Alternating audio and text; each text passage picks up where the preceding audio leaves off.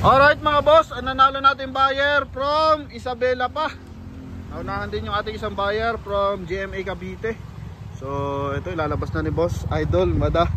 Ay, shoutout kila ma'am. Bossing, thank you very much. Ano pangalan mo? Hey, from Isabela pa ako eh. Baka may gusto ka shoutout sa Isabela, Bossing. Dito na kayo bumili, mura dito. 70k lang. Ayan o, promote PH. Nadali nila, 70 pa daw. Grabe, 80 mil, naka-request pa ng discount. So yun lamang mga boss, thank you very much Bossing. And sa family niya. Yan, nadali na yung ating Toyota Vios. Naunahan ako, nauna yung sa marketplace. Yan o, ngiting tagumpay si Idol. Shoutout sa akin mga tropa pits. Dol.